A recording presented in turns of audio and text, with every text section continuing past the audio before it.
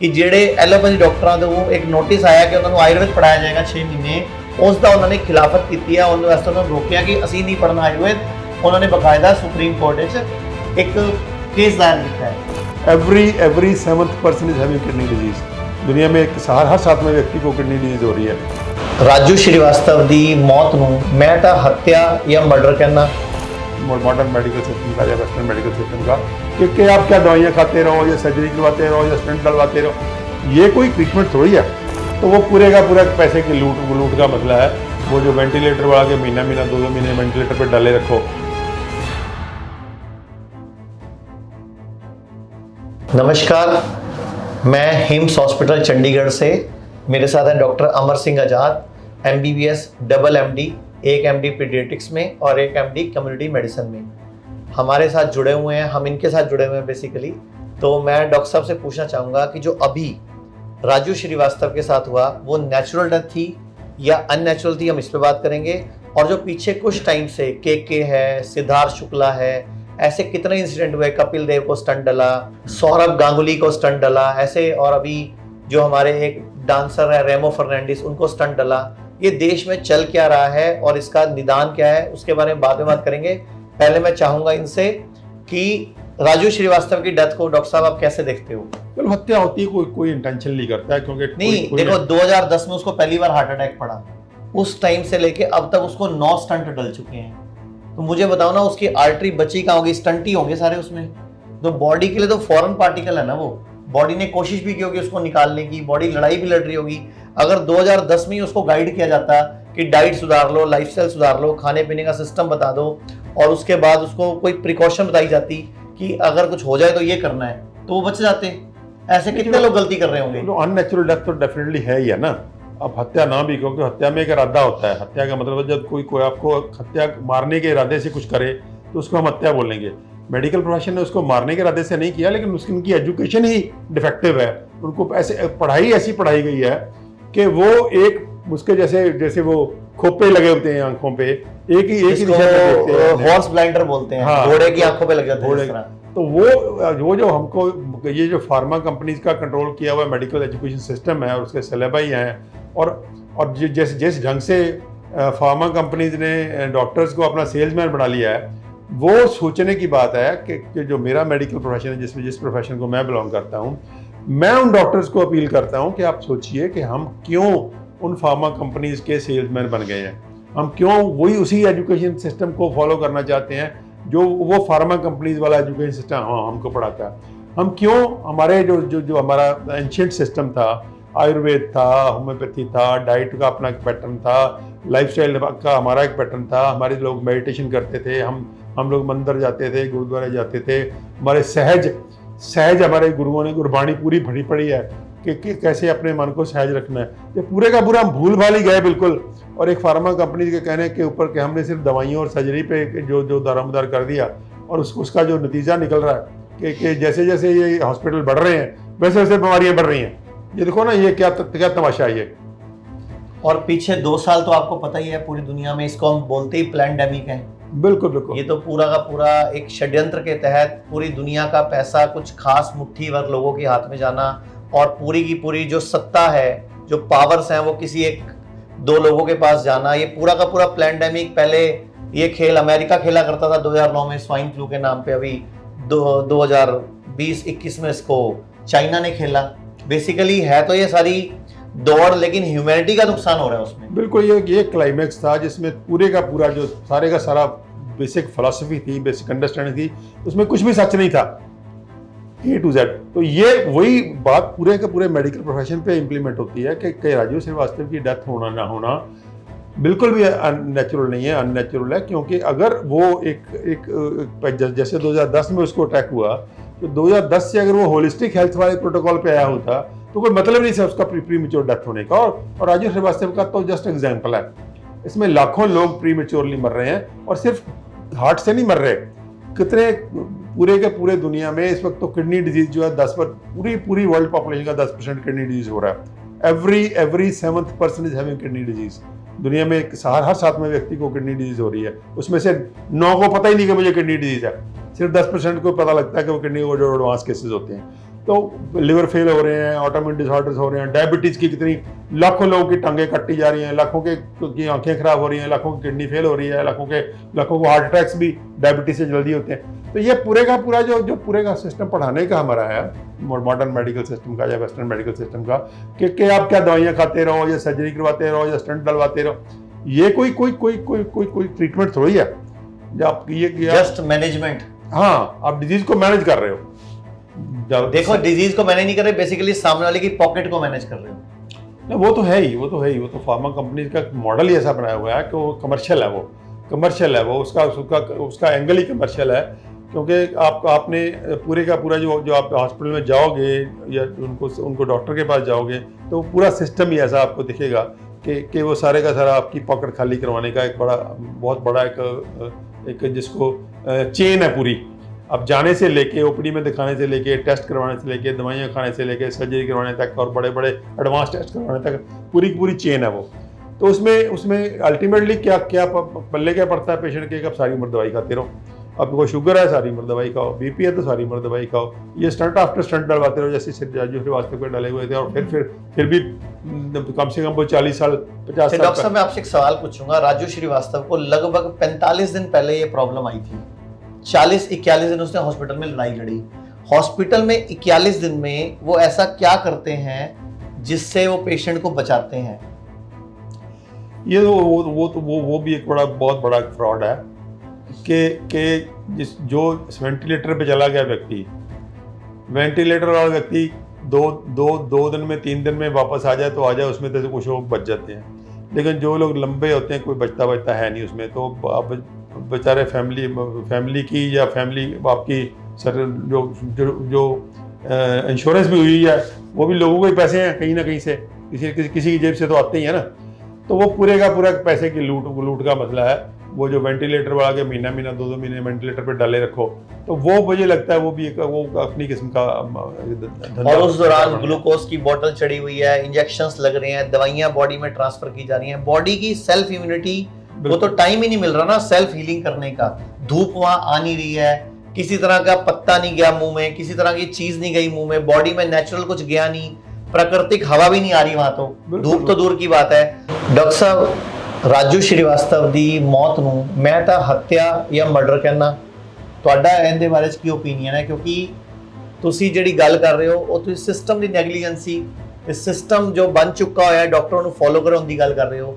ਮੈਂ ਕਹਿੰਦਾ ਅਗਰ ਇੱਕ ਬੰਦੇ ਨੂੰ ਸਹੀ ਰਾਏ ਨਹੀਂ ਦਿੱਤੀ ਗਈ ਤੇ ਉਹ ਵੀ ਤਾਂ ਮਰਡਰ ਹੀ ਹੈ ਨਾ, ਇੱਕ ਤਰ੍ਹਾਂ ਤੋਂ ਗਲਤੀ ਹੈ ਨਾ ਉਹ ਤਾਂ।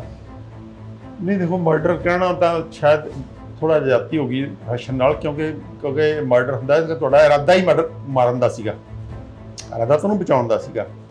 ਲੇਕਿਨ ਬਚਾਉਣ ਦਾ ਢੰਗ ਸੀਗਾ ਉਹ ਵਿਗਿਆਨ, ਕਿਉਂਕਿ ਜਿਹੜੀ ਚੀਜ਼ ਸਾਇੰਸ 'ਚ ਹਿਊਮੈਨਿਟੀ ਕੋਲ ਅਵੇਲੇਬਲ ਹੈ, ਸਪੋਜ਼ ਸਾਡੇ ਕੋਲ ਇੱਕ ਸਾਇੰਸ ਅਵੇਲੇਬਲ ਹੈ, ਤੁਸੀਂ ਉਸ ਸਾਇੰਸ ਨੂੰ ਕਹਿੰਦੇ ਹੋ ਕਿ ਇਹ ਸਾਇੰਸ ਅਸੀਂ ਨਹੀਂ ਮੰਨਦੇ। ਇਹ ਮਸਲਾ ਹੈ ਕਿ ਜਿਹੜਾ ਮਾਡਰਨ ਮੈਡੀਕਲ ਸਿਸਟਮ ਹੈ, ਵੈਸਟਰਨ ਮੈਡੀਕਲ ਸਿਸਟਮ ਹੈ, ਉਹ ਕਹਿੰਦਾ ਜੀ ਅਸੀਂ ਤੁਹਾਡੀ ਸਾਇੰਸ ਨੂੰ ਸਾਇੰਸ ਹੀ ਨਹੀਂ ਮੰਨਦੇ।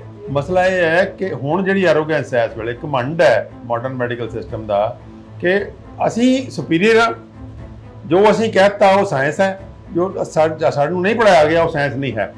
ਉਹਦਾ ਤੁਸੀਂ ਜਿਹੜੀ ਉਦਾਹਰਨ ਆਪਾਂ ਪਿਛਲੇ 2 ਸਾਲ 'ਚ ਜਿਹੜੀ ਦੇਖੀ ਹੈ ਕਿ ਪੂਰੇ ਦਾ ਪੂਰੀ ਦੁਨੀਆ ਨੂੰ ਨਚਾਇਆ ਗਿਆ, ਜਿਵੇਂ ਆਪ ਜਿਹਨੂੰ ਪੈਂਡੈਮਿਕ ਕਹਿੰਦੇ ਆ। ਹਾਂ, ਪੂਰੀ ਦੁਨੀਆ ਨੂੰ ਨਚਾਇਆ ਗਿਆ, ਔਰ ਜੇ ਕੋਈ ਗੱਲ ਸਾਇੰਸ ਨਹੀਂ ਹੈ। ਸੋਰੇ ਸਾਰੇ ਦਾ ਸਾਰਾ ਝੂਠ ਹੈ, ਟੋਟਲ ਝੂਠ ਹੈ, ਉਹਦੀ ਸਮਝ ਝੂਠ ਹੈ, ਉਹਦੀ ਦਵਾਈ ਝੂਠ ਹੈ, ਉਹਦਾ ਟੀਕਾ ਝੂਠ ਹੈ, ਕੁਝ ਵੀ ਸੱਚ ਨਹੀਂ ਹੈ। ਤਾਂ ਇਹ ਉਹਦੀ ਕਲਾਈਮੈਕਸ ਹੈ। ਉਸ ਸਾਇੰਸ ਦੀ ਜਿਹੜੀ ਕਮਜ਼ੋਰੀ ਹੈ ਕਿ ਤੁਹਾਨੂੰ ਸਿਰਫ ਉਹ ਪੜ੍ਹਾਇਆ ਜਾਂਦਾ ਜਿਹਦੇ ਸਿਰ ਤੇ ਫਾਰਮਾ ਕੰਪਨੀਆਂ ਜਿਹੜੀਆਂ ਨੇ ਉਹ ਧੰਦਾ ਕਰਦੀਆਂ ਨੇ। ਫਾਰਮਾ ਧੰਦਰੀਆਂ ਆਪਣੇ ਉਹਨਾਂ ਨੇ ਧੰਦਾ ਕਰਨਾ ਜਾਂ ਆਪਣੀ ਪੋਲਿਟਿਕਸ ਕਰਨੀ ਹੈ। ਤਾਂ ਇਹ ਹੈਗਾ ਕਿ ਪੂਰੇ ਦੇ ਪੂਰੇ ਮੈਡੀਕਲ ਪ੍ਰੋਫੈਸ਼ਨ ਨੂੰ ਹਾਈਜੈਕ ਕਰ ਲਿਆ ਗਿਆ, ਪੂਰੀ ਦੀ ਪੂਰੀ ਮੈਡੀਕਲ ਸਾਇੰਸ ਨੂੰ ਹਾਈਜੈਕ ਕਰ ਲਿਆ ਗਿਆ। ਉਹਦੇ 'ਚ ਮੈਡੀਕਲ ਪ੍ਰੋਫੈਸ਼ਨ ਨੂੰ ਇਹ ਕਹਿਣਾ ਕਿ ਉਹ ਮਰਡਰ ਕਰਦੇ ਆ, ਇਹ ਥੋੜੀ ਜ਼ਿਆਦਤੀ ਹੋ ਜਾਏਗੀ। ਨਹੀਂ, ਮੈਂ ਤੁਹਾਨੂੰ ਇੱਕ ਗੱਲ ਕਹਿਣਾ ਚਾਹੂੰਗਾ। ਮੇਰੇ ਕੋਲ ਇੱਕ ਰਿਪੋਰਟ ਹੈਗੀ ਹੈ ਲੈਂਸੈਟ 'ਤੇ ਛਪੀ ਹੋਈ ਕਿ ਯੂਰੋਪੀਅਨ ਸਟੈਂਡਰਡਸ ਦੇ ਉੱਤੇ ਹਿੰਦੁਸਤਾਨੀ ਸਟੰਟ ਪੈਂਦੇ ਆ। ਯੂਰੋਪੀਅਨ ਦੀ ਆਰਟਰੀਜ਼ ਆਪਣੇ ਇੰਡੀਅਨਸ ਦੀ ਆਰਟਰੀਜ਼ ਤੋਂ 3 ਗੁਣਾ ਲੰਬੀ ਹੁੰਦੀ ਹੈ। ਸਟੈਂਡਰਡ ਪ੍ਰੋਟੋਕੋਲ ਫੋਲੋ ਉਹ ਕੀਤਾ ਜਾ ਰਿਹਾ, ਜਦਕਿ ਉਹਨਾਂ ਦੀ ਆਰਟਰੀਜ਼ ਤੇ ਸਾਡੀ ਆਰਟਰੀਜ਼ ਦੇ 3 ਗੁਣੇ ਲੰਬਾਈ ਦਾ ਫਰਕ ਹੈ ਉਹਨਾਂ ਦਾ। ਮੈਂ ਕਹਿੰਦਾ ਜੀ ਟੈਕਨੀਕਲ ਨੂੰ ਛੱਡ ਦਿਓ, ਸਟੰਟ ਪਾਉਣ ਦੀ ਲੋੜ ਹੀ ਨਹੀਂ ਹੈ। ਜੇ ਬੰਦਾ ਹੋਲਿਸਟਿਕ ਹੈਲਥ ਦੇ ਹਿਸਾਬ ਨਾਲ ਚੱਲੇ ਤਾਂ ਕੁਦਰਤ ਨੇ, ਪ੍ਰਮਾਤਮਾ ਨੇ ਇਹਨਾਂ ਆਰਟਰੀਜ਼ ਨੂੰ ਅੰਦਰੋਂ ਸਾਫ਼ ਕਰਨ ਦਾ ਇੱਕ ਮੈਕੈਨਿਜ਼ਮ ਡਿਵੈਲਪ ਕੀਤਾ ਹੋਇਆ ਪਹਿਲਾਂ ਹੀ। ਮਤਲਬ ਅਸੀਂ ਆਪਣੇ ਆਪ ਨੂੰ ਸਿਆਣੇ ਬਹੁਤ ਸਮਝਦੇ ਹਾਂ, ਪਰ ਕੁਦਰਤ ਨਾਲੋਂ ਤੇ ਪ੍ਰਮਾਤਮਾ ਨਾਲੋਂ ਸਿਆਣੇ ਨਹੀਂ ਹਾਂ। ਜਿਸ ਬੰਦੇ ਨੇ, ਜਿਸ ਨੇ ਸਾਨੂੰ ਕ੍ਰੀਏਟ ਕੀਤਾ, ਜਿਸ ਸ਼ਕਤੀ ਨੇ ਸਾਨੂੰ ਬਣਾਇਆ, ਉਹ ਸ਼ਕਤੀ ਨੇ ਸਾਨੂੰ 125 ਸਾਲ ਲਈ ਬਣਾਇਆ ਤੇ 125 ਸਾਲ ਦਾ ਇੰਤਜ਼ਾਮ ਕਰਕੇ ਰੱਖਿਆ ਉਹਨੇ। ਉਸ ਇੰਤਜ਼ਾਮ ਨੂੰ ਅਸੀਂ ਇਗਨੋਰ ਕਰਦੇ ਹਾਂ, ਉਸ ਇੰਤਜ਼ਾਮ ਨੂੰ ਅਸੀਂ ਖਰਾਬ ਕਰਦੇ ਹਾਂ, ਸਾਰਿਆਂ ਨੂੰ ਉਹਦਾ ਸੱਤਿਆਨਾਸ਼ ਕਰਦੇ ਹਾਂ। ਪਹਿਲਾਂ ਤਾਂ ਗਲਤ ਮਲਤ ਖਾ ਪੀ ਕੇ ਤੇ ਉਹ ਕਰਕੇ ਫਿਰ ਅਸੀਂ ਉਹਦੀ ਗਲਤ ਟ੍ਰੀਟਮੈਂਟ ਕਰਦੇ ਹਾਂ। ਮਤਲਬ ਪਹਿਲਾਂ ਉਹਨੂੰ ਖਰਾਬ ਕੀਤਾ, ਗਲਤ ਖਾ ਕੇ, ਉਹ ਵੀ ਉਹਨਾਂ ਕੰਪਨੀਆਂ ਨੇ ਕਰਵਾਇਆ, ਫਿਰ ਉਹਨਾਂ ਕੰਪਨੀ ਨੇ ਉਹੀ ਇਲਾਜ ਲੈ ਕੇ ਆ ਗਈ, ਤੁਹਾਨੂੰ ਗਲਤ ਇਲਾਜ ਕਰੋ। ਤਾਂ ਸਾਡੇ ਅੰਦਰ ਇਨਬਿਲਟ ਸਿਸਟਮ ਹੈ ਜਿਹੜਾ ਕਿ ਕੁਦਰਤ ਨੇ, ਪ੍ਰਮਾਤਮਾ ਨੇ ਸਾਡੇ ਅੰਦਰ ਪਾਇਆ ਹੋਇਆ, ਸਾਡੀ ਆਰਟਰੀ ਨੂੰ ਜਵਾਨ ਰੱਖਣ ਦਾ। ਵਿਸ਼ਾ ਅੰਦਰੋਂ ਜਿਹੜੀ ਉਹਦੀ ਐਂਡੋਥੀਲੀਅਮ ਹੈ, ਉਹਦੇ ਰਾਈਟਸ ਆਕਸਾਈਡ ਬਣਦਾ, ਉਹਦੇ ਅੰਦਰ ਇੱਕ ਇਨਬਿਲਟ ਮੈਕੈਨਿਜ਼ਮ ਹੈ ਜਿਹੜਾ ਉਹ ਤੰਦਰੁਸਤ ਰੱਖਦਾ। ਉਹਨੂੰ ਖਰਾਬ ਨਾ ਕਰੀਏ ਪਹਿਲਾਂ ਤਾਂ ਆਪਾਂ। ਜੇ ਉਹਨੂੰ ਬਚਪਨ ਤੋਂ ਹੀ ਖਰਾਬ ਨਾ ਕਰੀਏ ਤਾਂ ਉਹ ਸਾਡੇ ਨਾਲ ਵਧੀਆ ਗੱਲ ਹੈ। ਜੇ ਖਰਾਬ ਹੋ ਵੀ ਗਿਆ ਤਾਂ ਇਵਨ ਕੁਦਰਤ ਤੇ ਪ੍ਰਮਾਤਮਾ ਇੰਨੇ ਦਿਆਲੂ ਨੇ ਕਿ ਉਹਨਾਂ ਨੇ ਸਾਨੂੰ ਫਿਰ ਵੀ ਤਾਂ ਵੀ ਜਦੋਂ ਤੂੰ ਬੱਚੇ ਮੁੜ ਆਏਗਾ ਨਾ, ਉੱਥੋਂ ਹੀ ਤੈਨੂੰ ਚੱਕ ਲਾਂਗੇ ਅਸੀਂ ਉੱਪਰ। ਪ੍ਰਮਾਤਮਾ ਐਡਾ ਦਿਆਲੂ ਹੈ ਕਿ ਉਹ ਕਹਿੰਦਾ ਜਿੱਥੇ ਤੂੰ ਆ ਗਿਆ, ਵਾਪਸ ਘਰ ਆ ਗਿਆ, ਤੂੰ ਮੇਰੇ ਵੱਲ ਮੂੰਹ ਤਾਂ ਕਰ। ਅਸੀਂ ਆਪ ਹੀ ਪਿੱਠ ਕਰ ਰੱਖੀਏ ਪ੍ਰਮਾਤਮਾ ਵੱਲ, ਤਾਂ ਫਿਰ ਉਹਦਾ ਤਾਂ ਹੱਲ ਨਹੀਂ ਨਾ ਹੈ। ਜੇ ਅਸੀਂ ਕਹਿੰਦੇ ਤੂੰ ਤਾਂ ਪ੍ਰਮਾਤਮਾ ਤੋਂ ਹੀ ਮੰਨਦੇ ਨਹੀਂ, ਕੁਦਰਤ ਨੂੰ ਅਸੀਂ ਮੰਨਦੇ ਨਹੀਂ, ਅਸੀਂ ਤਾਂ ਅਸੀਂ ਸਿਆਣੇ ਆ। ਇਹ ਪ੍ਰੋਬਲਮ ਹੈ ਮੈਡੀਕਲ ਪ੍ਰੋਫੈਸ਼ਨ ਦੀ, ਕਿ ਮੈਡੀਕਲ ਪ੍ਰੋਫੈਸ਼ਨ ਨਾਲ ਚੰਦ ਕਿਤਾਬਾਂ ਪੜ੍ਹ ਕੇ, ਉਹ ਕਿਤਾਬਾਂ ਜਿਹੜੀਆਂ ਕਿ ਫਾਰਮਾ ਕੰਪਨੀਆਂ ਦੇ ਬਣਾਏ ਹੋਏ ਸਿਲੇਬਸਾਂ ਤੋਂ ਪੜ੍ਹੀਆਂ ਹੋਈਆਂ ਨੇ, ਜਿਹੜੀਆਂ ਕਿ ਫਾਰਮਾ ਕੰਪਨੀਆਂ ਨੇ ਆਪਣਾ ਧੰਦਾ ਕਰਨਾ ਹੈ, ਔਰ ਉਹ ਫਾਰਮਾ ਕੰਪਨੀਆਂ ਦਾ ਧੰਦਾ ਬਿਲਕੁਲ ਮਾਫੀਆ ਸਟਾਈਲ ਹੈ। ਇੱਕ ਮਾਫੀਆ ਸਟਾਈਲ ਧੰਦਾ, ਉਸ ਧੰਦੇ ਦੇ ਸਾਨੂੰ ਸੇਲਸਮੈਨ ਬਣਾਤਾ ਉਹਨਾਂ ਨੇ।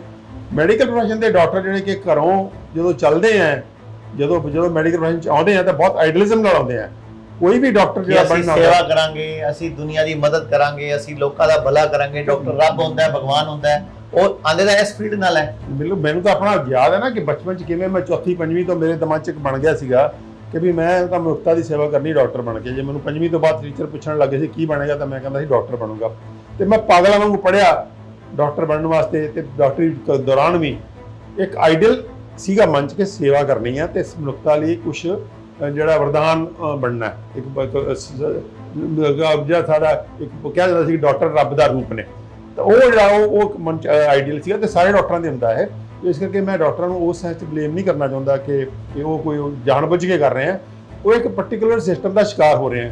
ਜਿਸ ਪਰਟੀਕੁਲਰ ਸਿਸਟਮ ਦਾ ਡਾਕਟਰ ਸ਼ਿਕਾਰ ਨੇ, ਉਸੇ ਪਰਟੀਕੁਲਰ ਸਿਸਟਮ ਦਾ ਰਾਜੂ ਸ਼੍ਰੀਵਾਸਤਵ ਸ਼ਿਕਾਰ ਹੋਇਆ, ਜਾਂ ਰਾਜੂ ਸ਼੍ਰੀਵਾਸਤਵ ਵਰਗੇ ਹੋਰ ਸੈਲੀਬ੍ਰਿਟੀ ਜਾਂ ਹੋਰ ਜਿਹੜੇ ਲੱਖਾਂ ਲੋਕ ਸ਼ਿਕਾਰ ਹੋ ਰਹੇ ਆ, ਜਿਨ੍ਹਾਂ ਦਾ ਨਾਮ ਅਖਬਾਰਾਂ 'ਚ ਨਹੀਂ ਆ ਰਿਹਾ, ਪਤਾ ਹੀ ਨਹੀਂ ਕਿਸੇ ਨੂੰ। ਵਿਚਾਰੇ ਅਨਨੋਨ ਨੇ, ਜਿਹੜੇ ਕਿ ਜੇ ਅਨਨੋਨ ਮਰ ਜਾਂਦੇ ਆ, ਉਹ ਉਹਨਾਂ ਨੂੰ ਹਾਰਟ ਅਟੈਕ ਹੁੰਦਾ ਤੇ ਮਰ ਜਾਂਦੇ, ਹਸਪਤਾਲ ਵੀ ਨਹੀਂ ਆਉਣ ਜੋਗੇ, ਤਾਂ ਉਹਨਾਂ ਕੋਲ ਪੈਸਾ ਹੀ ਨਹੀਂ ਹੈ ਵੀ ਹਸਪਤਾਲ ਆ ਜਾਣਗੇ। ਉਹ ਰਾਜੂ ਸ਼੍ਰੀਵਾਸਤਵ ਨੇ ਤਾਂ ਚਲੋ 1.5 ਮਹੀਨੇ ਦਾ ICU ਦਾ ਮੋਟਾ ਬਿੱਲ ਦੇ ਲਿਆ, ਚਾਹੇ ਇੰਸ਼ੋਰੈਂਸ ਕੰਪਨੀ ਨੇ ਦਿੱਤਾ ਜਾਂ ਜਿਹਨੇ ਦਿੱਤਾ। ਲੇਕਿਨ ਕਿਹੜਾ ਗਰੀਬ ਬੰਦਾ ਜਿਹੜਾ ਹਸਪਤਾਲ ਜਾ ਸਕਦਾ ਹੈ ਪ੍ਰਾਈਵੇਟ ਹਸਪਤਾਲ 'ਚ? ਉਹ ਤਾਂ ਸਰਕਾਰੀ ਹਸਪਤਾਲ ਜਾਂਦਾ ਵੱਧ ਤੋਂ ਵੱਧ। ਤਾਂ ਇਹ ਜਿਹੜਾ ਸਾਰਾ ਵਰਤਾਰਾ ਕਿਤੇ ਨਾ ਕਿਤੇ ਇਹ ਸੋਚਣ ਵਾਲਾ ਹੈ ਕਿ ਇੱਕ ਗਲਤ ਸਿਸਟਮ ਦੀ ਅਗਰ ਭੇਂਟ ਇੱਦਾਂ ਲੋਕ ਚੜ੍ਹ ਰਹੇ ਹੈ, ਤਾਂ ਇਹ ਵਾਕਿਆ ਹੀ ਇੱਕ ਸਾਡੇ ਪਾਰਟ 'ਤੇ, ਮੈਂ ਸਮਝਦਾ ਕਿ ਮੈਡੀਕਲ ਪ੍ਰੋਫੈਸ਼ਨ ਦੇ ਪਾਰਟ 'ਤੇ ਬਹੁਤ ਵੱਡਾ ਸਾਥੋਂ ਪਾਪ ਕਰਾਇਆ ਜਾ ਰਿਹਾ। ਅਸੀਂ ਕਮ ਸੇ ਕਮ ਇਹ ਪਾਪ ਨਾ ਕਰੀਏ। ਅਸੀਂ ਕਿਉਂ ਪਾਪ ਦੇ ਭਾਗੀਦਾਰ ਬਣ ਰਹੇ ਹਾਂ? ਚੰਦ ਅਸੀਂ ਆਪਣੀ ਰੋਜ਼ੀ ਰੋਟੀ ਵੈਸੇ ਵੀ ਤਾਂ ਕਮਾ ਸਕਦੇ ਹਾਂ, ਅਸੀਂ ਜ਼ਰੂਰ ਪਾਪ ਦੇ ਭਾਗੀ ਬਣਨਾ।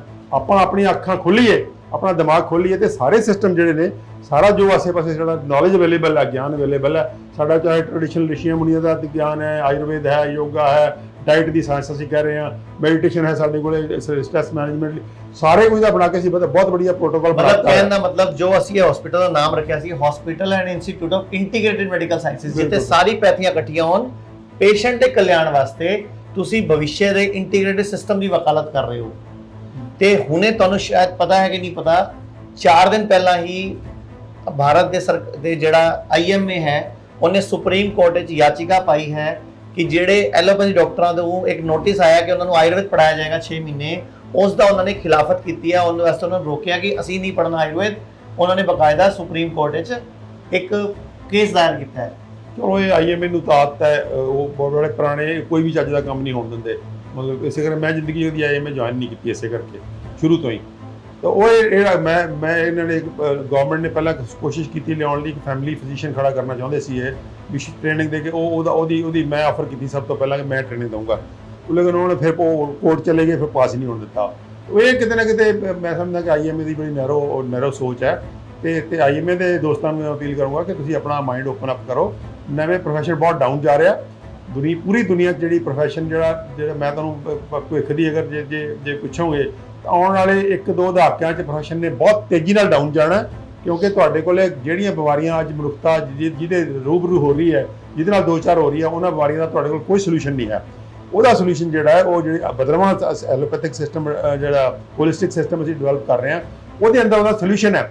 ਉਹਦੇ ਅਸੀਂ ਕਹਿ ਰਹੇ ਹਾਂ, ਮਤਲਬ ਠੋਕ ਵਜਾ ਕੇ ਕਹਿ ਰਹੇ ਹਾਂ ਕਿ ਅਸੀਂ ਲਗਭਗ ਸਾਰੀਆਂ ਕਰੋਨਿਕ ਬਿਮਾਰੀਆਂ ਨੂੰ ਰਿਵਰਸ ਕਰ ਸਕਦੇ ਹਾਂ। ਜਿਵੇਂ ਆਪਾਂ ਇਸ ਹਸਪੀਟਲ ਵਿੱਚ ਅੱਜ ਲਗਭਗ ਇਹ ਹਸਪੀਟਲ 11 ਜੁਲਾਈ ਨੂੰ ਸ਼ੁਰੂ ਹੋਇਆ ਸੀ, ਹਿਮਸ ਆਪਣਾ ਚੰਡੀਗੜ੍ਹ ਵਾਲਾ। ਹੁਣ ਪੂਰੇ ਹਿੰਦੁਸਤਾਨ ਦੇ 12 ਹਿਮਸ ਹੋ ਚੁੱਕੇ ਹੈ। ਜਦੋਂ ਆਪਾਂ ਇਹ ਕਿਡਨੀ ਫੇਲ ਸ਼ੁਰੂ ਕੀਤਾ ਸੀ, ਕਿਡਨੀ ਫੇਲ ਦੇ ਪੇਸ਼ੈਂਟ ਨੂੰ ਠੀਕ ਕਰਨਾ, ਕੈਂਸਰ ਦੇ ਪੇਸ਼ੈਂਟ ਨੂੰ ਗਾਈਡ ਕਰਨਾ, ਲੀਵਰ ਫੇਲ ਦੇ ਪੇਸ਼ੈਂਟ ਨੂੰ ਗਾਈਡ ਕਰਨਾ, ਤੁਸੀਂ ਇੱਥੇ ਅੱਜ ਜੁੜੇ ਹੋਏ, ਤੁਹਾਨੂੰ ਵੀ ਅੱਜ ਲਗਭਗ 1.25 ਸਾਲ ਹੋ ਗਿਆ। ਤੁਸੀਂ ਆਪਣੇ ਆਪ ਦੇਖੋ ਕਿ ਕਿੰਨੇ ਕੁ ਤੁਹਾਨੂੰ MBBS ਡਾਕਟਰਾਂ ਨੇ ਅਪਰੋਚ ਕੀਤਾ ਕਿ ਜਿਨ੍ਹਾਂ ਨੇ ਤੁਹਾਨੂੰ ਖੁਦ ਕਿਹਾ ਕਿ ਅਸੀਂ ਸਿੱਖਣਾ ਚਾਹੁੰਦੇ ਹਾਂ ਕਿ ਤੁਸੀਂ ਕਿਡਨੀ ਫੇਲ ਕਿਵੇਂ ਰਿਵਰਸ ਕਰ ਰਹੇ ਹੋ, ਤੁਸੀਂ ਲੀਵਰ ਫੇਲ ਕਿਵੇਂ ਰਿਵਰਸ ਕਰ ਰਹੇ ਹੋ, ਤੁਸੀਂ ਪਟਿਆਲਾ ਬੈਠ ਕੇ ਡਾਈਟਰਲ ਕਿਵੇਂ ਰਿਵਰਸ ਕਰ ਰਹੇ ਹੋ, ਤੁਹਾਡਾ ਹਿਮਸ ਕਿਵੇਂ ਕਰ ਰਿਹਾ ਹੈ। ਤੁਹਾਨੂੰ ਕੁਝ ਮਾਡਰਨ ਪ੍ਰੈਕਟੀਸ਼ਨਰਸ ਨੇ ਕੁਝ ਅਪਰੋਚ ਕੀਤਾ ਅੱਜ ਤੱਕ ਇਸ ਬਾਰੇ 'ਚ? ਹਾਂ, ਨਹੀਂ ਕੀਤਾ, ਬਿਲਕੁਲ ਕੀਤਾ। ਉਹ ਲੇਕਿਨ ਗਿਣਤੀ ਬਹੁਤ ਥੋੜੀ ਹੈ, ਗਿਣਤੀ ਬਹੁਤ ਥੋੜੀ ਹੈ। ਹੋ ਜਾਏ ਮੈਡੀਕਲ ਪ੍ਰੋਫੈਸ਼ਨ ਮੇਰਾ ਮੇਨ ਈਗੋ ਆ ਰਹੀ ਹੈ ਵਿੱਚ, ਮੇਨ ਕਹਿਣ ਦਾ ਮਤਲਬ ਇਹ ਹੈ। ਹਾਂ, ਉਹ ਤਾਂ ਪ੍ਰੋਬਲਮ ਇਹ ਹੈ ਕਿ ਜਿਸ ਦਿਨ ਬੱਚਾ ਮੈਡੀਕਲ ਕਾਲਜ 'ਚ ਦਾਖਲ ਹੋ ਜਾਂਦਾ MBBS 'ਚ, ਉਸ ਦਿਨ ਉਹਦੇ ਦਿਮਾਗ 'ਚ ਪਾਤਾ ਜਾਂਦਾ ਵੀ ਤੇਰੇ ਤੋਂ ਉੱਪਰ ਕੋਈ ਦੁਨੀਆ 'ਚ ਬੰਦਾ ਨਹੀਂ ਹੈ, ਤੇ ਤੂੰ ਸਭ ਤੋਂ ਸਿਆਣਾ ਹੈ ਤੇ ਤੇਰੇ ਤੋਂ ਸਿਆਣਾ ਕੋਈ ਹੈ ਨਹੀਂਗਾ। ਉਹ ਜਿਹੜੀ ਐਰੋਗੈਂਸ ਉੱਥੋਂ ਸ਼ੁਰੂ ਹੁੰਦੀ ਹੈ, ਫਸਟ ਈਅਰ ਮੈਡੀਕਲ MBBS ਤੋਂ। ਉਹ ਫਿਰ ਈਗੋ ਨੂੰ ਬਹੁਤ ਪੱਠੇ ਪਾਏ ਜਾਂਦੇ ਆ ਲਗਾਤਾਰ। ਉਹ ਅਲੱਗ-ਅਲੱਗ ਤਰੀਕੇ ਨੇ ਪੱਠੇ ਪਾਉਣ ਦੇ, ਤੇ ਉਹਨੂੰ ਫਿਰ ਜਦ ਤੱਕ ਉਹ ਡਾਕਟਰ ਬਣ ਕੇ ਨਿਕਲਦਾ ਤਾਂ ਉਹ ਇੱਕ ਐਸੀ ਈਗੋ ਨਾਲ ਭਰਿਆ ਹੁੰਦਾ ਹੈ ਕਿ ਉਹ ਕਹਿੰਦਾ ਵੀ ਮੈਨੂੰ ਆਸੇ-ਪਾਸੇ ਦੇਖਣ ਦਾ ਕੋਈ ਮਤਲਬ ਨਹੀਂ ਹੈ, ਮੈਂ ਤਾਂ ਆਹੀ ਕੁਝ ਸਿੱਖਣਾ ਤੇ ਆਹੀ ਕੁਝ ਕਰਨਾ ਹੈ। ਉਹਦੇ ਜਿਹੜੀ ਬੇਨਤੀ ਹੈ ਸਾਰੇ ਪ੍ਰੋਫੈਸ਼ਨ ਦੇ ਦੋਸਤਾਂ ਨੂੰ ਕਿ ਆਪਣਾ ਮਾਈਂਡ ਓਪਨ ਅਪ ਕਰੀਏ। ਅਸੀਂ ਹੀਲਰ ਹਾਂ, ਬੇਸਿਕਲੀ ਹੀਲਰ ਹਾਂ। ਇਹ ਗੌਤਮ ਬੁੱਧ ਤੋਂ ਲੈ ਕੇ ਸਾਡੇ ਜਿਹੜੇ ਰਿਸ਼ੀ ਮੁਨੀ ਸੀ, ਉਹ ਵੀ ਆਪਣੇ ਆਪ ਨੂੰ ਹੀਲਰ ਕਹਿੰਦੇ ਸੀ। ਗੌਤਮ ਬੁੱਧ ਵੀ ਇਹੀ ਕਹਿੰਦਾ ਸੀਗਾ ਕਿ ਮੈਂ ਹੀਲਰ ਹਾਂ, ਤੇ ਬਾਬਾ ਨਾਨਕ ਵੀ ਇਹੀ ਕਹਿੰਦਾ ਸੀ ਵੀ ਮੈਂ ਹੀਲਰ ਹਾਂ, ਤੇ ਓਸ਼ੋ ਕਹਿੰਦਾ ਮੈਂ ਵੀ ਹੀਲਰ ਹਾਂ। ਤੇ ਕੋਈ ਸੰਤ ਮਹਾਤਮਾ ਜਿਹੜਾ ਹੁੰਦਾ, ਸਾਰੇ ਇਹੀ ਕਹਿੰਦੇ ਆ ਕਿ ਹੀਲ ਦਾ ਮਤਲਬ ਹੁੰਦਾ ਹੈ ਕਿ ਜਿਹੜੀ ਬਾਡੀ ਕੋਈ ਬਿਮਾਰ ਹੋ ਗਈ ਹੈ, ਜਿਹੜਾ ਮਾਈਂਡ ਕੋਈ ਬਿਮਾਰ ਹੋ ਗਿਆ, ਉਹਨੂੰ ਅਸੀਂ ਹੀਲ ਕਰਕੇ ਵਾਪਸ ਲੈ ਕੇ ਆਉਣਾ। ਅਸੀਂ ਸਾਰੇ ਹੀਲਰ ਹਾਂ। ਹੀਲਰ ਕਰਨ ਲਈ ਅਗਰ ਤੁਹਾਡੇ ਕੋਲ ਨੌਲੇਜ ਕੋਈ ਕਿਸੇ ਹੋਰ ਪੈਥੀ ਦੇ ਨਾਂ ਤੇ ਹੈਗਾ, ਤਾਂ ਉਹਦੇ ਤੋਂ ਜਿਹੜਾ ਆਪਣੀਆਂ ਅੱਖਾਂ ਬੰਦ ਕਰਨੀਆਂ ਤੇ ਆਪਣੇ ਦਰਵਾਜ਼ੇ ਬੰਦ ਕਰਨੇ ਦਿਮਾਗ ਦੇ, ਇਹ ਬਹੁਤ ਹੀ ਵੱਡਾ ਪਾਪ ਹੈ ਜਿਹੜਾ ਸਾਥੋਂ ਅਣਜਾਣੇ 'ਚ ਹੋਇਆ ਹੋ ਕਰਵਾ ਰਹੇ ਹੋ ਜਾਂ ਹੋ ਰਿਹਾ ਸਾਥੋਂ। ਤੇ ਮੈਂ ਸਮਝਦਾ ਕਿ ਇਸ ਪਾਪ ਨੂੰ ਸਾਨੂੰ ਨਹੀਂ ਕਰਨਾ ਚਾਹੀਦਾ। ਇਹ ਜਿਹੜਾ ਆਪਣਾ ਮਾਈਂਡ ਓਪਨ ਅਪ ਕਰਕੇ ਆਪਾਂ ਜਿੱਥੋਂ ਵੀ ਨੌਲੇਜ ਮਿਲਦਾ ਹੈ, ਸਾਨੂੰ ਕਿਸੇ ਵੀ ਜਿਹੜਾ ਮਨੁੱਖ ਸਰੀਰਕ ਤੌਰ ਤੇ, ਮਾਨਸਿਕ ਤੌਰ ਤੇ ਜੇ ਉਹ ਕੋਈ ਅਨਵੈਲ ਹੈਗਾ, ਉਹ ਬਿਮਾਰ ਹੋ ਗਿਆ, ਤਾਂ ਸਾਡਾ ਫਰਜ਼ ਹੈ ਕਿ ਉਹਨੂੰ ਵਾਪਸ ਅਸੀਂ ਲੈ ਕੇ ਆਈਏ ਆਪਣੀ ਓਰੀਜਨਲ ਪੋਜੀਸ਼ਨ 'ਚ। ਉਹਦੇ ਲਈ ਜੋ ਵੀ ਨੌਲੇਜ ਅਵੇਲੇਬਲ ਹੈ, ਅਸੀਂ ਉਹਨੂੰ ਹੋਲਿਸਟਿਕ ਹੈਲਥ ਕਹਿੰਦੇ ਆ। ਅਸੀਂ ਕੋਈ ਐਲੋਪੈਥੀ ਦੇ ਕਿਸੇ ਦੀ ਮੁਖਾਲਫਤ ਨਹੀਂ ਕਰ ਰਹੇ, ਨਾ ਕਿਸੇ ਦੇ ਖਿਲਾਫ ਬੋਲ ਰਹੇ ਹਾਂ। ਸਾਰੇ ਸਿਸਟਮ ਅੱਛੇ ਨੇ, ਸਾਰੇ ਸਿਸਟਮ ਵਧੀਆ ਨੇ, ਸਾਰੇ ਸਿਸਟਮਾਂ ਦੀ ਆਪਣੀ ਬਿਊਟੀ ਹੈ। ਤਾਂ ਆਪਣੇ ਸਾਰੇ ਸਿਸਟਮਾਂ ਨੂੰ ਇੰਟੈਗਰੇਟ ਕਰਕੇ ਜਿਹੜਾ ਇੱਕ ਪੈਕੇਜ ਦੇ ਸ਼ਕਲ ਦਈਏ, ਤਾਂ ਕਿ ਉਹ ਬੰਦਾ ਵਾਪਸ ਹੀਲ ਹੋ ਕੇ ਇੱਕ ਆਪਣੀ ਪੂਰੀ ਦੀ ਪੂਰੀ ਉਮਰ, ਜਿਹੜੀ ਕਿ ਸਾਇੰਸ ਕਹਿੰਦੀ ਹੈ 125 ਸਾਲ, ਤੇ ਕਮ ਸੇ ਕਮ 100 ਸਾਲ ਜਿਹੜੀ ਹੈ, ਉਸ ਤੋਂ ਪਹਿਲਾਂ ਕੋਈ ਵਿਅਕਤੀ ਨਹੀਂ ਮਰਨਾ ਚਾਹੀਦਾ। 100 ਸਾਲ ਦੀ ਮੈਚੁਰ ਉਮਰ ਤੋਂ ਪਹਿਲਾਂ ਕੋਈ ਵਿਅਕਤੀ ਨਹੀਂ ਮਰਨਾ ਚਾਹੀਦਾ। 100 ਸਾਲ ਤੋਂ ਲੈ ਕੇ 125 ਸਾਲ ਦੇ ਵਿਚਾਲੇ ਮਰਨਾ ਨੈਚੁਰਲ ਹੈ। ਉਹ ਨੈਚੁਰਲ ਕਿਉਂਕਿ ਕੁਦਰਤ ਦਾ ਨਿਯਮ ਬਣਿਆ ਹੋਇਆ, ਉਸ ਮੌਤ ਤੋਂ ਡਰਨਾ ਵੀ ਨਹੀਂ ਚਾਹੀਦਾ। ਤਾਂ ਉਹ ਜਿਹੜਾ ਨਿਯਮ ਹੈ, ਉਸ ਨਿਯਮ ਨੂੰ ਅਗਰ ਅਸੀਂ 60, 70 ਸਾਲ, 40 ਸਾਲ, 50 ਸਾਲ 'ਚ ਕੋਈ ਬੰਦਾ ਮਰਦਾ, ਉਹ ਬਹੁਤ ਵੱਡਾ ਘਾਟਾ ਪੈਂਦਾ ਉਸ ਵਿਅਕਤੀ ਨੂੰ, ਉਸ ਵਿਅਕਤੀ ਦੇ ਪਰਿਵਾਰ ਨੂੰ ਔਰ ਪੂਰੇ ਸਮਾਜ ਨੂੰ। ਔਰ ਮੈਂ ਸਮਝਦਾ ਕਿ ਪ੍ਰਮਾਤਮਾ ਦੀ ਵੀ GDP ਦੇ ਵੀ ਇਫੈਕਟ ਆਉਂਦਾ ਉਸ ਚੀਜ਼ ਦਾ, ਕਿਉਂਕਿ GDP ਬਹੁਤ ਛੋਟੀ ਚੀਜ਼ ਹੈ। ਮੈਂ ਕਹਿੰਦਾ ਜੀ ਪ੍ਰਮਾਤਮਾ ਦੀ ਬਹੁਤ ਵੱਡੀ ਹੱਦ ਤੱਕ ਹੈ। ਪ੍ਰਮਾਤਮਾ ਦੀ ਬਹੁਤ ਵੱਡੀ ਹੱਦ ਤੱਕ ਹੈ। ਜਿਸ ਪ੍ਰਮਾਤਮਾ ਨੇ ਤੁਹਾਨੂੰ 125 ਸਾਲ ਲਈ ਬਣਾਇਆ, 100 ਸਾਲ ਲਈ ਬਣਾਇਆ, ਜੇ ਤੁਸੀਂ ਆਪਣੀ ਬੇਵਕੂਫੀਆਂ ਨਾਲ ਜਾਂ ਕਿਸੇ ਪਾਰਟਿਕੂਲਰ ਮੈਡੀਕਲ ਪ੍ਰੋਫੈਸ਼ਨ ਦੀ ਆਪਣੀ ਜਿਹੜੀ ਨੈਰੋ ਮਾਈਂਡਡਨੈਸ ਨਾਲ ਕੋਈ ਵਿਅਕਤੀ 100 ਸਾਲ ਤੋਂ ਪਹਿਲਾਂ ਮਰਦਾ ਹੈ, ਤਾਂ ਉਹ ਕੁਦਰਤ ਦੀ, ਉਸ ਪ੍ਰਮਾਤਮਾ ਦੀ ਬਹੁਤ ਵੱਡੀ ਹੱਦ ਤੱਕ ਹੈ। ਤਾਂ ਮੈਨੂੰ ਲੱਗਦਾ ਕਿ ਇਸ ਤੋਂ ਵੱਡਾ ਕੋਈ ਪਾਪ ਨਹੀਂ ਹੈ। ਇਸ ਪਾਪ ਤੋਂ ਬਾਜ਼ ਆਉਣਾ ਚਾਹੀਦਾ ਹੈ ਔਰ ਸਾਨੂੰ ਆਪਣਾ ਮਾਈਂਡ ਔਰ ਜਿਹੜੇ ਦਿਮਾਗ ਦੇ ਦਰਵਾਜ਼ੇ ਖੁੱਲ੍ਹੇ ਰੱਖਣੇ ਚਾਹੀਦੇ ਆ ਔਰ ਸਾਰਾ ਕੁਝ ਸਿੱਖਣਾ ਚਾਹੀਦਾ ਸਾਨੂੰ। ਜਿੱਥੋਂ ਵੀ ਸਾਨੂੰ ਦਿਖਦਾ ਕਿ ਇਸ ਅਸੀਂ ਹਿਊਮੈਨਿਟੀ ਦੀ, ਮਨੁੱਖਤਾ ਦੀ ਮਦਦ ਕਰ ਸਕਦੇ ਹਾਂ, ਉਹ ਜਿਹੜੀਆਂ ਚੀਜ਼ਾਂ ਸਿੱਖ ਕੇ ਅਸੀਂ ਕਿਹੋ ਜਿਹਾ ਸਿਸਟਮ ਡਿਵੈਲਪ ਕਰੀਏ। ਔਰ ਮੈਂ ਸਰਕਾਰਾਂ ਨੂੰ, ਸਰਕਾਰ 'ਚ ਬੈਠੇ ਜਿਹੜੇ ਸਾਡੇ ਦੋਸਤ ਨੇ, ਪੋਲੀਟੀਸ਼ੀਅਨ ਨੇ ਜਾਂ ਅਫਸਰ ਨੇ, ਉਹਨਾਂ ਨੂੰ ਵੀ ਬੇਨਤੀ ਕਰੂੰਗਾ ਕਿ ਤੁਹਾਨੂੰ ਵੀ ਉਹੀ ਬਿਮਾਰੀਆਂ ਘੇਰਦੀਆਂ ਨੇ, ਉਸ ਬਿਮਾਰੀ 'ਚ ਤੁਸੀਂ ਵੀ ਕਰਦੇ ਹੋ। ਤੋ ਇਸ ਕਰਕੇ ਜੇ ਆਪਾਂ ਇਸ ਸਿਸਟਮ ਨੂੰ ਆਪਣੇ ਹਸਪੀਟਲਾਂ 'ਚ, ਆਪਣੇ ਹੈਲਥ ਸੈਂਟਰਾਂ 'ਚ ਆਪਣੇ ਉਹਦੇ 'ਚ ਲੈ ਕੇ ਆਵਾਂਗੇ, ਤਾਂ ਸਾਡੇ ਪੋਲੀਟੀਸ਼ੀਅਨ ਔਰ ਜਿਹੜੇ ਅਫਸਰ ਨੇ ਉਹ ਵੀ ਪੂਰੀ ਉਮਰ ਭੋਗਣਗੇ, ਜਿਹੜੇ ਕਿ ਉਹ ਵੀ ਅੱਜ ਜਿਹੜੇ ਨੇ, ਮੈਂ ਦੇਖਿਆ ਕਿ ਕੋਈ ਪੋਲੀਟੀਸ਼ੀਅਨ, ਕੋਈ ਅਫਸਰ ਜਿਹੜਾ ਉਹ ਸਿਹਤਮੰਦ ਨਹੀਂ ਹੈ। ਉਹ ਸਵਸਥ ਹੋ ਹੀ ਨਹੀਂ ਸਕਦਾ ਨਾ, ਕਿਉਂਕਿ ਉਹਨਾਂ ਦੀ ਦੋਸਤੀਆਂ ਹੀ ਪੜ੍ਹੇ ਲਿਖੇ ਡਾਕਟਰਾਂ ਨੇ। ਉਹ ਸੋਚਦੇ ਜਿਹੜਾ ਡਾਕਟਰ ਅੰਗਰੇਜ਼ੀ ਬੋਲਦਾ ਹੈ, ਜਿਹੜਾ MBBS ਹੈ, ਬਸ ਉਹੀ ਡਾਕਟਰ ਹੈ, ਬਾਕੀ ਸਭ ਤਾਂ ਝੋਲਾ ਛਾਪ। ਇਸ ਕਰਕੇ ਸਾਰੇ ਮਾਈਂਡ ਸੈਟ ਹੀ ਇਸ ਤਰ੍ਹਾਂ ਦਾ ਬਣਿਆ ਹੋਇਆ ਹੈ। ਸਾਰੇ ਪੋਲੀਟੀਸ਼ੀਅਨਾਂ ਤੇ ਸਾਰੇ ਅਫਸਰਾਂ ਨੂੰ ਬੇਨਤੀ ਹੈ ਕਿ ਤੁਸੀਂ ਪਾਵਰ 'ਚ ਬੈਠੇ ਹੋ, ਤੁਸੀਂ ਹਸਪਤਾਲਾਂ ਦੇ ਮਾਲਕ ਹੋ, ਤੁਸੀਂ ਆਪਣੇ ਸਾਡੇ ਹਸਪਤਾਲਾਂ ਦੇ ਅੰਦਰ, ਸਾਡੇ ਹੈਲਥ ਸਿਸਟਮ ਦੇ ਅੰਦਰ ਅਸੀਂ ਹੋਲਿਸਟਿਕ ਹੈਲਥ ਕੇਅਰ ਨੂੰ ਪ੍ਰਮੋਟ ਕਰੀਏ, ਨਾ ਕਿ ਇੱਕ ਪਰਟੀਕੂਲਰ ਸਿਸਟਮ ਨੂੰ ਜਿਹੜਾ ਸਾਨੂੰ ਵੈਸਟਰਨ ਕੰਟਰੀ 'ਚੋਂ ਆਇਆ ਤੇ ਜਿਹਦਾ ਇੱਕੋ ਹੀ ਮਕਸਦ ਹੈ ਫਾਰਮਾ ਕੰਪਨੀਆਂ ਦੀਆਂ ਜੇਬਾਂ ਭਰਨਾ। ਉਹ ਜਿਹੜਾ ਮਕਸਦ ਹੈ ਮੈਂ ਸਮਝਦਾ ਕਿ ਉਹਦੇ ਸਾਨੂੰ ਭਾਗੀਦਾਰ ਨਹੀਂ ਬਣਨਾ ਚਾਹੀਦਾ ਤੇ ਸਾਨੂੰ ਆਪਾਂ ਇਹ ਵੀਡੀਓ ਨੂੰ ਕਲੋਜ਼ ਕਰਨਾ ਹੈ। ਮੈਂ ਚਾਹਾਂਗਾ ਕਿ ਆਪਾਂ ਅੱਜ ਗੱਲ ਕੀਤੀ ਹਾਰਟ ਦੀ, ਸ਼ੁਰੂਆਤ ਕੀਤੀ ਸੀ ਰਾਜੂ ਸ਼੍ਰੀਵਾਸਤਵ ਤੋਂ। ਕੋਈ ਐਵੇਂ ਦੀ 5 ਗੱਲਾਂ ਜਿਹੜਾ ਪੇਸ਼ੈਂਟ ਘਰੇ ਅਪਣਾ ਸਕੇ ਹਾਰਟ ਦੀ ਪ੍ਰੋਬਲਮ ਜਾਂ ਹੋਰ ਬਿਮਾਰੀਆਂ ਤੋਂ ਬਚਣ ਵਾਸਤੇ, ਉਹ ਤੁਸੀਂ ਪਲੀਜ਼ ਇੱਕ ਵਾਰੀ ਸੁਜੈਸਟ ਕਰ ਦਿਓ। ਕੋਈ 5 ਗੱਲਾਂ ਐਵੇਂ ਦੀਆਂ ਜਿਹੜੀਆਂ ਲੋਕ ਅਪਣਾ ਲੈਣ। 5 ਗੱਲਾਂ 'ਚ ਬਸ ਉਹ 5 ਗੱਲਾਂ ਇਹੀ ਨੇ। ਇੱਕ ਤਾਂ ਡਾਈਟ ਦੇ ਬਾਰੇ ਅਸੀਂ ਬਹੁਤ ਨੌਲੇਜ ਜਿਹੜਾ ਹੈ ਉਹ ਗਰੁੱਪਾਂ 'ਚ, ਵੀਡੀਓ 'ਚ ਸ਼ੇਅਰ ਕਰ ਚੁੱਕੇ ਹਾਂ। ਸੋ ਜੇ ਤੁਸੀਂ ਥੋੜਾ ਜਿਹਾ ਆਪਣਾ ਮਾਈਂਡ ਓਪਨ ਕਰੋਗੇ ਤੁਹਾਨੂੰ ਡਾਈਟ ਦਾ ਪੂਰਾ ਪੈਟਰਨ ਮਿਲ ਜਾਏਗਾ। ਨੰਬਰ 2 ਤੇ ਜਿਹੜੀ ਹੈ ਮੈਡੀਸਨਲ ਪਲਾਂਟਸ, ਜਿਹੜੀ ਜੋੜੀ ਹੈ ਡਾਈਟ ਦੇ ਅਸੀਂ ਕਹਿੰਦੇ ਆ ਕਿ plant based whole food broad ਇੱਕ ਲਾਈਨ 'ਚ ਹੈ, ਇੱਕ ਲਾਈਨ 'ਚ ਵਨ ਲਾਈਨ ਮੈਸੇਜ ਹੈ, ਪਲਾਂਟ ਬੇਸਡ ਹੋਲ ਫੂਡ ਖਾਓ। ਪਲਾਂਟ ਬੇਸਡ ਦਾ ਮਤਲਬ ਪੌਦਿਆਂ ਤੋਂ ਆਇਆ ਹੋਇਆ ਐਨੀਮਲ ਫੂਡ ਨਹੀਂ ਖਾਣਾ। ਹੋਲ ਫੂਡ ਦਾ ਮਤਲਬ ਹੈ ਨੈਚੁਰਲ ਫੂਡ ਖਾਣਾ। ਇੱਕ ਇਹਦੇ ਵਿੱਚ ਸਾਰਾ ਕੁਝ ਛੁਪਿਆ ਹੋਇਆ, ਉਹਦੀ ਡਿਟੇਲ ਸਾਰੀ ਸਾਡੇ ਗਰੁੱਪਾਂ 'ਚ ਪਾਈ ਹੋਈ ਹੈ। ਨੰਬਰ 2 ਤੇ ਉਹਦੀ ਜੋੜੀ ਜਿਹੜੀ ਹੈ ਉਹ ਹੈਗੀ ਹੈ ਮੈਡੀਸਨਲ ਪਲਾਂਟਸ। ਦਵਾ ਪੌਦੇ ਇੱਕ ਬਹੁਤ ਹੀ ਵੰਡਰਫੁਲ ਟੂਲ ਨੇ ਸਾਡੇ ਕੋਲੇ। ਪਲਾਂਟ ਜਿਹੜੇ fruit plants and medicinal plants, ਇਹ ਦੋਨਾਂ ਦੀ ਜੋੜੀ ਜਿਹੜੀ ਤੁਹਾਨੂੰ ਬਚਾਏਗੀ। ਨੰਬਰ 3 ਤੇ ਫਿਜ਼ੀਕਲ ਐਕਸਰਸਾਈਜ਼, ਯੋਗਾ ਜਾਂ ਜੋ ਵੀ ਆਪਣੇ ਸਰੀਰ ਨੂੰ ਤੰਦਰੁਸਤ ਰੱਖਣਾ, ਆਪਣੀਆਂ ਹੱਡੀਆਂ ਪੱਠੇ ਮਜ਼ਬੂਤ ਰੱਖਣਾ, ਆਪਣੇ ਜੋੜ ਫਲੈਕਸੀਬਲ ਰੱਖਣਾ ਔਰ ਆਪਣਾ ਸਿਹਤ ਢਾਂਚਾ ਬਿਲਕੁਲ ਮਜ਼ਬੂਤ ਰੱਖਣਾ। ਤੇ ਤੀਜੀ ਗੱਲ ਹੈ। ਤੇ ਚੌਥੀ ਗੱਲ ਹੈਗੀ ਆ ਕਿ ਮਾਈਂਡ ਮੈਨੇਜਮੈਂਟ ਜਿਹੜੀ ਅੱਜ ਦੇ ਜ਼ਮਾਨੇ 'ਚ ਬੇਹੱਦ ਜ਼ਰੂਰੀ ਆ। ਆਪਣਾ ਮਾਈਂਡ ਜਿਹੜਾ ਬੇਫਾਲਤੂ ਇੱਧਰ ਉੱਧਰ ਜਿਹੜਾ ਭਟਕਦਾ ਫਿਰੀ ਜਾਂਦਾ, ਲੋਕ ਜਿਹੜੇ ਨੇ ਡਿਸਟਰਬ ਹੋ ਜਾਂਦੇ ਆ, ਰਾਤ ਨੂੰ ਨੀਂਦ ਵੀ ਪ੍ਰੋਪਰ ਨਹੀਂ ਆ ਰਹੀ, ਸੁਪਨੇ ਵੀ ਗਲਤ ਆ ਰਹੇ ਆ, ਉਹ ਬਹੁਤ ਹੀ ਸੌਖਾ ਹੈ। ਅਸੀਂ ਬਹੁਤ ਸੌਖਾ ਪੈਕੇਜ ਬਣਾਤਾ ਤੇ ਕਿ ਕੋਈ ਵੀ ਵਿਅਕਤੀ ਜਿੰਨਾ ਮਰਜ਼ੀ ਉਹ ਡਿਸਟਰਬਡ ਹੋਵੇ, ਅਸੀਂ ਉਹਨੂੰ ਸਿਖਾ ਸਕਦੇ ਹਾਂ ਕਿ ਤੂੰ ਕਿਵੇਂ ਆਪਣੇ ਮਾਈਂਡ ਨੂੰ ਸ਼ਾਂਤ ਕਰਨਾ ਤੇ ਕਿਵੇਂ ਆਪਣੇ ਮਾਈਂਡ ਨੂੰ ਪ੍ਰੋਪਰ ਕਰਨਾ। ਔਰ ਪੰਜਵੀਂ ਚੀਜ਼ ਹੈ, ਜਦੋਂ ਤੁਹਾਨੂੰ ਕੋਈ ਮੈਡੀਕਲ ਹੈਲਪ ਦੀ ਲੋੜ ਹੋਵੇ ਤਾਂ ਬੜੀ ਆਪਣੀ ਅਕਲ ਵਰਤੋ।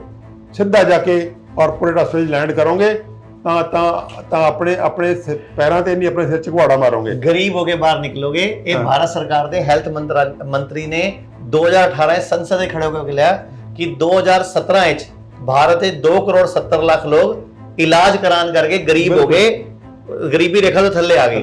ਬਿਲਕੁਲ। ਸੋ ਇਹ ਆਪਣੀ ਅਕਲ ਵਰਤੋ।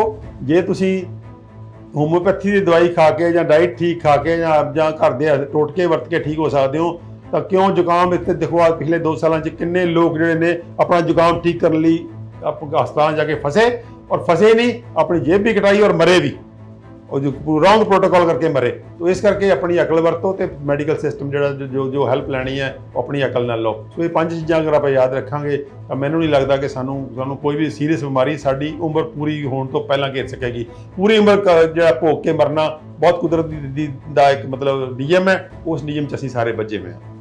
ਥੈਂਕ ਯੂ ਡਾਕਟਰ ਸਾਹਿਬ। ਮੈਂ ਛੋਟੀ ਜਿਹੀ 2-3 ਗੱਲਾਂ ਜੋੜਨਾ ਚਾਹੂੰਗਾ। ਇੱਕ ਤਾਂ ਜਦੋਂ ਵੀ ਹੈਲਥ ਇੰਸ਼ੋਰੈਂਸ ਕਰਾਉਂਦੇ ਹੋ 100% ਆਯੁਸ਼ ਕਵਰ ਵਾਲਾ ਹੈਲਥ ਇੰਸ਼ੋਰੈਂਸ ਕਰਾਓ। ਉਹ ਦੋਨੋਂ ਜਗ੍ਹਾ ਚੱਲਦਾ ਹੈ, ਆਯੁਰਵੇਦ ਹੋਮਿਓਪੈਥੀ ਉਹ ਆਯੁਸ਼ ਪੂਰੇ ਚੱਲਦਾ ਹੈ ਤੇ ਐਲੋਪੈਥੀ 'ਚ ਚੱਲਦਾ ਹੈ। ਯਾਨੀ ਕਿ ਆਯੁਰਵੇਦ 'ਚ ਸਾਰੇ ਬਿੱਲ ਵੀ ਪਾਸ ਹੁੰਦੇ ਆ ਤੁਹਾਡੇ, ਤੇ ਆਯੁਸ਼ ਕਵਰ ਵਾਲਾ ਹੈਲਥ ਇੰਸ਼ੋਰੈਂਸ ਕਰਾਓ ਜਦੋਂ ਵੀ ਕਰਾਣਾ ਹੈ। ਅਗਰ ਤੁਸੀਂ ਕਰਾ ਚੁੱਕੇ ਹੋ ਉਹਨੂੰ ਅਪਗ੍ਰੇਡ ਕਰਾ ਲਓ, ਕੋਈ ਪੈਸਾ ਨਹੀਂ ਲੱਗਦਾ, ਤੁਹਾਨੂੰ ਆਪਣੇ ਏਜੰਟ ਨੂੰ ਬੋਲਣਾ ਪੈਂਦਾ ਹੈ। 200 ਪਤਾ ਨਹੀਂ 500 ਰੁਪਏ ਸਿਰਫ ਲੱਗਦੇ ਆ। ਵੱਡੀ ਕੰਪਨੀਆਂ ਸਭ ਕਰਨ ਲੱਗ ਗਈਆਂ। ਦੂਜੀ ਗੱਲ, ਜੋ ਵੀ ਖਾਂਦੇ ਹੋ ਚਬਾ ਕੇ ਖਾਓ। ਕਦੀ ਵੀ ਖਾਣਾ ਖਾਣ ਦੇ ਨਾਲ ਪਾਣੀ ਨਾ ਪੀਓ, ਅੱਧਾ ਘੰਟਾ ਪਹਿਲੇ, ਪੌਣਾ ਘੰਟਾ ਬਾਅਦ। ਅਗਰ ਖਾਣਾ ਖਾਣ ਦੇ ਵਿਚਕਾਰ ਤੁਹਾਨੂੰ ਪਿਆਸ ਲੱਗਦੀ ਹੈ ਤੇ 1-2 ਘੁੱਟ ਪਾਣੀ ਪੀ ਸਕਦੇ ਹੋ ਵਿਚਕਾਰ ਨਾਲ। ਤੇ ਖਾਣਾ ਖਾਣ ਤੋਂ ਬਾਅਦ ਅਗਰ ਪਾਣੀ ਪੀਣਾ ਹੈ ਤਾਂ ਕੋਸ਼ਿਸ਼ ਕਰੋ ਗਰਮ ਪਾਣੀ ਘੁੱਟ ਕਰਕੇ ਪੀਓ। ਸੂਰਜ ਡੁੱਬਣ ਤੋਂ ਬਾਅਦ ਖਾਣਾ ਛੱਡ ਦਿਓ ਤੇ ਰੋਜ਼ ਨਿਯਮ ਨਾਲ ਪ੍ਰਕਿਰਤੀ ਦੇ ਕਰੀਬ ਆ ਜਾਓ। 15 ਮਿੰਟ ਤੋਂ ਲੈ ਕੇ ਅੱਧਾ ਘੰਟਾ ਰੋਜ਼ ਧੁੱਪ ਵਿੱਚ ਜਾਂ ਉਗਦੀ ਧੁੱਪ ਵਿੱਚ ਨੰਗੇ ਪਾਉ ਘਾਸ ਤੇ ਘੁੰਮੋ, ਮਿੱਟੀ ਤੇ ਘੁੰਮੋ, ਤਾਂ ਕਿ ਤੁਹਾਡੀ ਧਰਤੀ ਨੂੰ ਤੁਹਾਨੂੰ એનર્ਜੀ ਮਿਲੇ, ਤੁਹਾਨੂੰ ਪੋਜ਼ਿਟਿਵ ਆਇਨਸ ਮਿਲੇ, ਇਲੈਕਟ੍ਰੋਨਸ ਮਿਲੇ। ਤੇ ਜਦੋਂ ਸੌਂਦੇ ਹੋ ਸਿਰ ਪੂਰਬ ਜਾਂ ਦਕਸ਼ਿਣ ਵਿੱਚ ਕਰਕੇ ਸੋ, ਤੇ ਜਦੋਂ ਲੇਟਣਾ ਹੈ ਬਾਈ ਕਰਵਟ ਲੈ ਕੇ ਲੇਟੋ। ਤੇ ਛੋਟੀ ਗੱਲਾਂ ਹੈ। ਡਾਕਟਰ ਸਾਹਿਬ ਦਾ ਬਹੁਤ ਥੈਂਕ ਯੂ। ਡਾਕਟਰ ਸਾਹਿਬ ਸਾਡੇ ਇਸ ਹਸਪੀਟਲ ਹਿਮਸ ਨਾਲ ਜੁੜੇ ਹੋਏ ਹੈ। ਪੂਰੇ ਇੰਡੀਆ 'ਚ ਇਸ ਟਾਈਮ 12 ਹਿਮਸ ਹੋ ਚੁੱਕੇ ਹੈ। Kidney fail, liver fail, stage 4 cancer ਤੇ ਥੈਲੀਸੀਮੀਆ ਤੇ ਅਸੀਂ ਸਾਰੇ ਰਲ ਕੇ ਕੰਮ ਕਰ ਰਹੇ ਹਾਂ। ਸਾਡਾ ਸਿਰਫ ਇੱਕੋ ਮਕਸਦ ਹੈ, ਇਨਸਾਨ ਆਪਣਾ ਡਾਕਟਰ ਆਪ ਬਣ ਜਾਵੇ, ਯਾਨੀ ਕਿ ਆਪਣੇ ਸਰੀਰ ਦੇ ਅੰਦਰ ਸਾਰੀ ਸ਼ਕਤੀਆਂ ਮੌਜੂਦ ਨੇ ਬੋਡੀ ਨੂੰ ਹੀਲ ਕਰਨ ਦੀ, ਰਿਪੇਅਰ ਕਰਨ ਦੀ। ਚਾਹੇ ਡਾਕਟਰ ਸਾਹਿਬ ਨੇ, ਚਾਹੇ ਮੈਂ ਨਾ, ਚਾਹੇ ਸਾਡੀ ਪੂਰੀ ਟੀਮ ਇੱਕੋ ਕੋਸ਼ਿਸ਼ ਕਰਦੀ ਹੈ ਕਿ ਬੋਡੀ ਦੀ ਹੀਲਿੰਗ ਪਾਵਰ ਨੂੰ ਵਧਾਣਾ ਤੇ ਬੋਡੀ ਸੈਲਫ ਆਪਣੇ ਆਪ ਨੂੰ ਠੀਕ ਕਰੇ ਤੇ ਵੱਡੀ ਤੋਂ ਵੱਡੀ ਬਿਮਾਰੀ ਨੂੰ ਬੋਡੀ ਸਵयं ठीक कर सकती है, साड़ी बॉडी च ताकत है, क्योंकि रब कहता है कि ये इंसान परमात्मा का ही एक स्वरूप है, रब ने इन्हों अपने स्वरूप च बनाया है, तो रब अपना स्वरूप गलत बनाऊगा नहीं, बीमार होने वास्ते बनाऊगा नहीं। आपां गलत खा रहे हैं, आपां गलत कर्म कर रहे हैं, जिंदा परिणाम सानू बॉडी नू भुगतना पै रहा है। तो सुधरो, स्वस्थ रहो। थैंक यू डॉक्टर साहब, थैंक यू, नमस्कार। तो चंडीगढ़ में जो अभियान शुरू हुआ था, अब गुड़गांव, अमृतसर, दिल्ली, जालंधर, जयपुर, जोधपुर, लुधियाना, पटियाला, संगरूर, कई शहरों में हिम्स शुरू हो चुका है, हिम्स की ब्रांचेस शुरू हो चुकी हैं। अब हमें सिर्फ आपकी मदद चाहिए। भाई राजीव दीक्षित की याद में ये हिम्स शुरू हुआ था। भाई राजीव दीक्षित चाहते थे पूरे विश्व में आयुर्वेद का डंका बचे, आयुर्वेद की वजह से भारत विश्व गुरु बने। हमें आपकी मदद चाहिए। हर किडनी पेशेंट, लीवर फेल के पेशेंट और कैंसर के पेशेंट तक इस वीडियो को पहुंचाइए और भारत को विश्व गुरु बनाने में हमारी मदद कीजिए। धन्यवाद। जय हिंद।